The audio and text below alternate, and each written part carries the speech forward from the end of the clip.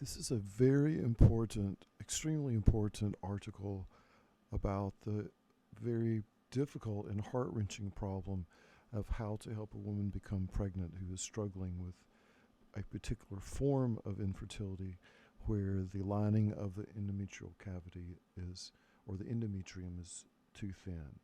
If you think about it, and this is pointed out in the article, it's really miraculous that a woman can have bleeding and shedding of the endometrium every month throughout her reproductive years without scarring.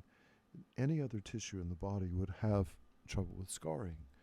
But unfortunately, there are some women who do scar. It's talked about in this study as Asherman syndrome, where intrauterine adhesions happen, which the miracle is that all women don't have that, as this bleeding and shedding takes place every month. And then some people just seem to have somewhat genetic propensity to it.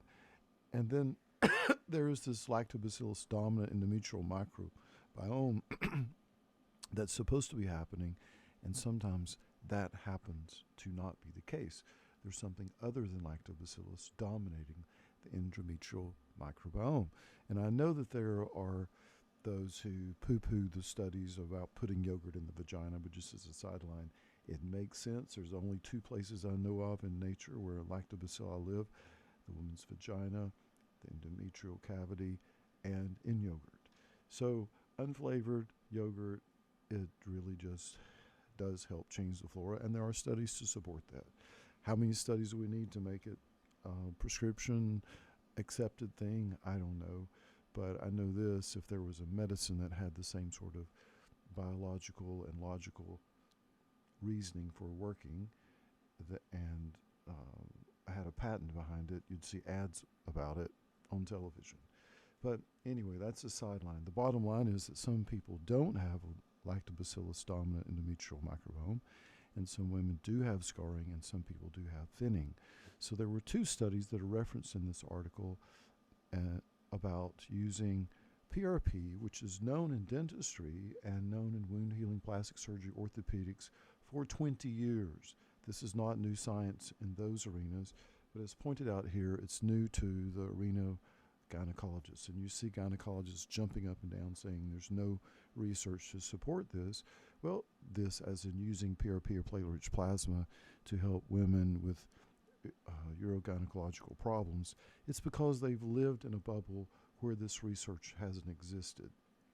If you read dental research or if you talk with dentists and orthopedists, they've quit debating about whether platelet-rich plasma does anything. It's not the magic cure-all be-all, but their discussions are on a deeper level about what does it do and what can we do with it and what can we not do with it. Hence, you're starting to see, as pointed out here, that there has been minimal investigations to date in gynecology about PRP, but minimal in relations to other domains or specialties like dentistry and orthopedics, but still a growing number. And hopefully in the next 10 years, it's usually 20 years for a new idea to take effect. We're 10 years in with the O-shot. So probably in the next 10 years, it will become widely done. Just watch. It will happen. So what's happened is there have been two people published studies showing that infusing the uterine cavity or in bathing the endometrium with PRP helps rejuvenate the tissue to make it healthier, to enhance the probabilities of becoming pregnant for a woman with the problems that happen with endometrial thinning.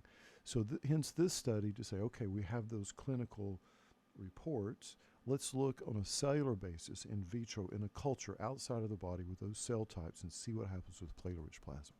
So they use saline as a control, they use platelet-rich plasma and platelet-poor plasma, and they found that platelet-rich plasma does enhance the growth of the right kind of tissue and migration of the right kind of cells to the right place for the same things you see in dentistry to prevent scarring and to grow healthier, more vascular tissue, which in theory would explain why they saw the effect in the two studies that were done to show that it may actually help women with this as a cause of their infertility.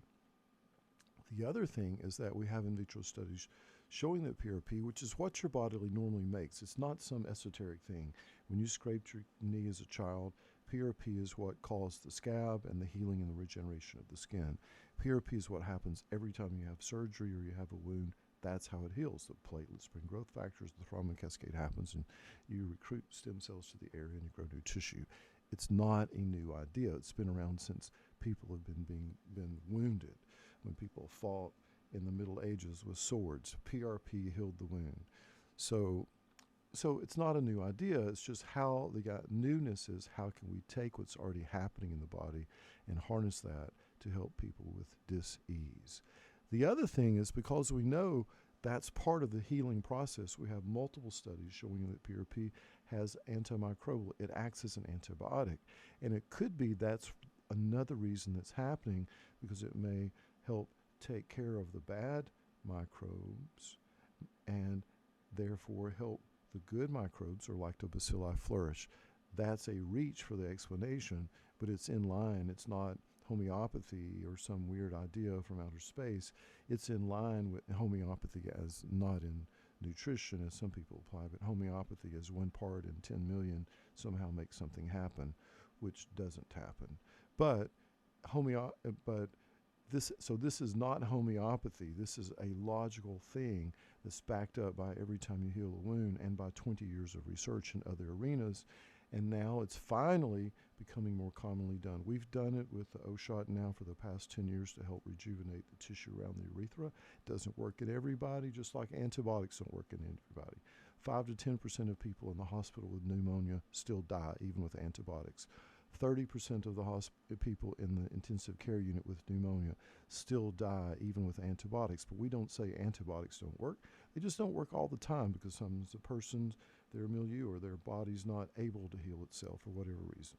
In the same way, maybe the problem isn't the vagina. Maybe the problem with infertility is hormonal issues or low sperm count with the man. This isn't the end-all, be-all, cure-all, but it's a very intelligently designed way to help a woman who has endometrial thinning or scarring of the endometrium as a cause for her infertility, and it should definitely be studied.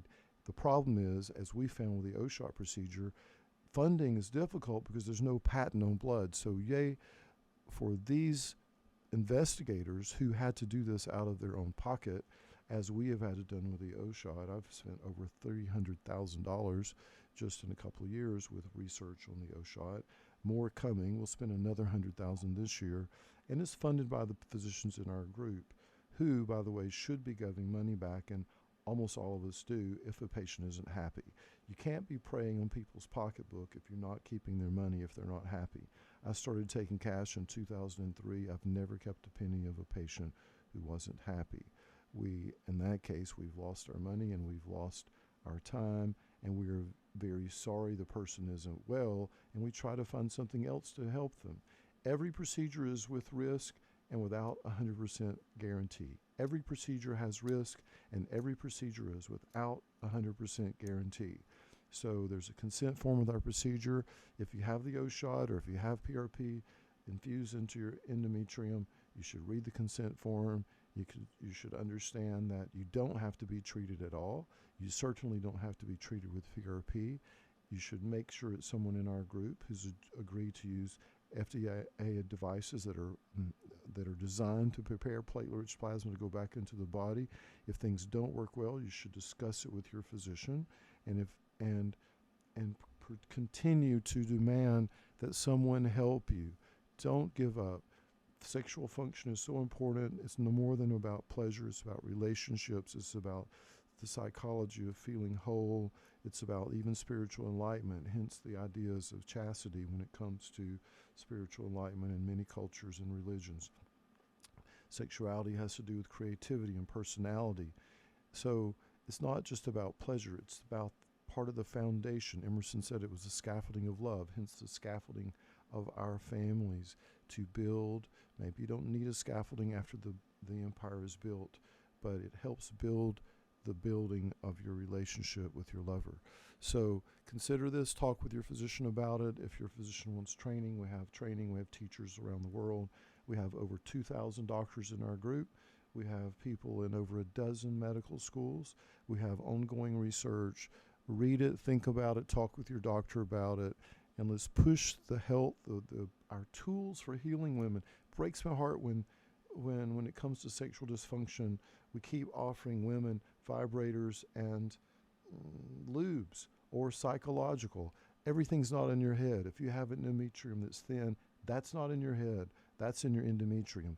If you have scarring from having a big baby that tore the vagina, that's not in your head. Hence, the treatment is not psychological medicines that affect the brain. And there's better treatments than just a lube and a vibrator. We have so much better science than we did. I hope that you'll investigate, read the science for yourself.